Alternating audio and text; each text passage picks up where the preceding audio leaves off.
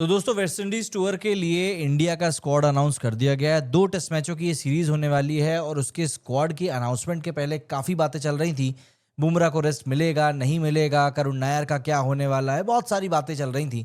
और अब फाइनली हमारे सामने स्क्वाड निकल कर आ गया है। एंड यहाँ पर सबसे एक इंटरेस्टिंग चीज़ जो निकल कर आई है वो ये है कि सरफराज को यहाँ पर जगह नहीं मिली है। सरफराज जिसको कि पिछले कुछ समय से उसकी फिटनेस को लेकर काफ़ी पॉइंट आउट किया जा रहा था कि सरफराज की फिटनेस उस लेवल की नहीं है, बट यहां पर एक बार फिर से सरफराज का सिलेक्ट ना होना काफी सारे क्वेश्चंस रेज कर रहा है।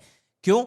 सिंपल सी बात है, क्योंकि सरफराज ने अपने फिटनेस के ऊपर काम किया, रन्स भी स्कोर किए, बट उसके बावजूद भी उसको टेस्ट मैच में मौका नहीं मिला। और ये मैचेस तो मतलब इनमें तो आप मौका दे ही सकते थे। तो एक बार जरा हम सबसे पहले स्क्वाड देखते हैं और समझते हैं कि आखिर स्क्वाड कैसा क्या निकल कर सामने आया है। तो ये इंडिया का स्क्वाड है जो कि बीसीसीआई की तरफ से अनाउंस किया गया है। आप देखिए, शुभमन गिल को इसमें कप्तानी दी गई है। रविंद्र जडेजा को यहाँ पर वाइस कैप्टनसी दी गई है। ऋषभ पंत जो कि मैनचेस्टर में हुए चौथे टेस्ट मैच में अपने पैर को फ्रैक्चर करा बैठे थे, उनको यहाँ पर मौका नहीं मिला है। वो अभी रिहैबिलिटेशन में गुजर रहे हैं, उनकी पूरी वहाँ पे एक प्रोसेस चल रही है। एंड मैं शुरुआत में ही आपको बता देना चाहता हूँ कि श्रेयस अय्यर को क्यों नहीं लिया गया। काफ़ी सारे श्रेयस अय्यर के फैंस हैं जो सवाल उठाने वाले हैं इसके ऊपर कि श्रेयस अय्यर आखिर कहाँ है।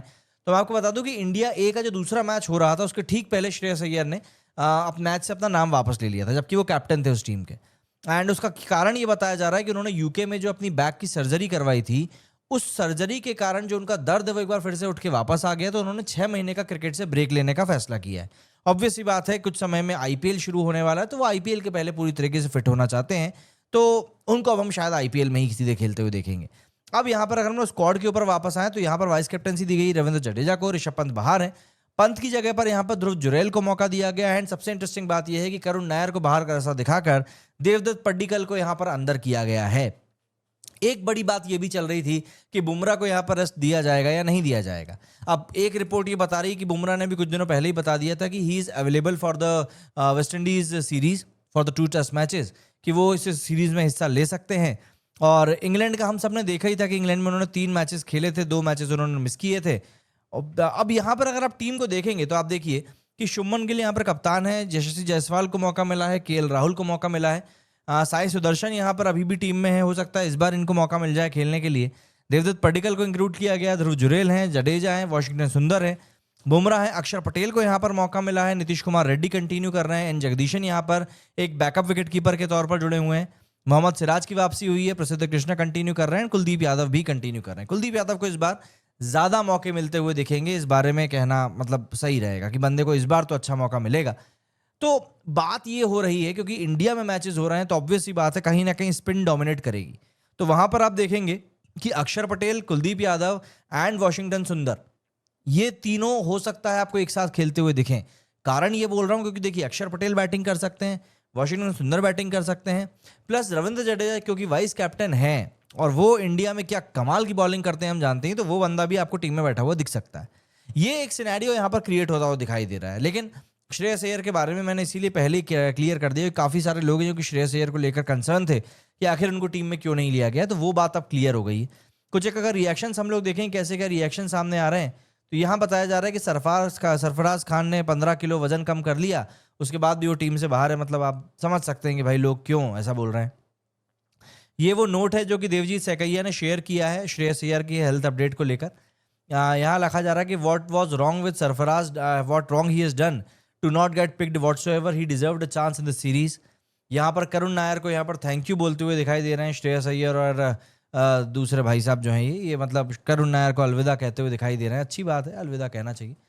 So we are still prioritizing players who have had one good IPL season over domestic giants. The message is crystal clear.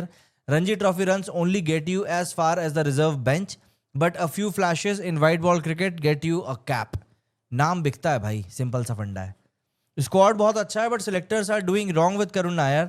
This guy performed consistently in domestic tournaments and got selected in a away tour of England and dropped on the basis of one tour.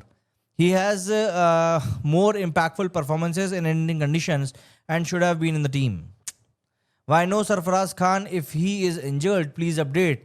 Also, why no Abhimanyu Ishwaran? Ganguly is back. Ishwaran for India's number 3 test spot. ठीक है. On what merit has Devdutt Padikkal has been picked ahead of Sarfaraz Khan? Clearly not performance. Looks like BCCI's elections are driven by bias and politics, not cricketing merit. Thank you by BCCI for once again not selecting Sarfaraz Khan. It's commendable how selectors are ignoring Ishan Kishan. At least tell him his crime he committed and that he is getting dropped so consistently. तो जी ये कुछ इस तरह की बातें अब social media पर चल रही हैं एंड ऑब्वियसली बात है, देखिए जो फैंस अपने प्लेयर्स को सपोर्ट करते हैं वो उनके सपोर्ट में सामने आ रहे हैं, फिर चाहे वो ईशान किशन हो, सरफराज हो, करुण नायर हो या कोई और भी क्यों ना हो। अब ये जो टीम है ये टीम भी आपको फॉर्मेडेबल ही लगेगी, ऐसी टीम लगेगी जिसको भी कोई हिला नहीं सकता। बट द फैक्ट इज कि आप इंडियन टीम में जब भी किसी खिलाड़ी को सिलेक्ट करेंगे तो वो बेस्ट ही निकल कर आएगा, क्योंकि यहाँ कॉम्पिटिशन ही इतना है। और खिलाड़ियों के ऊपर अभी हम डिस्कशन करेंगे कि दूसरे खिलाड़ियों के साथ क्या कुछ हुआ है, लेकिन वो अगले वीडियो में करेंगे। तो आपका क्या कहना है इस स्क्वाड के ऊपर और आप कितने सेटिस्फाइड हैं इस स्क्वाड से, कमेंट करके जरूर बताइएगा।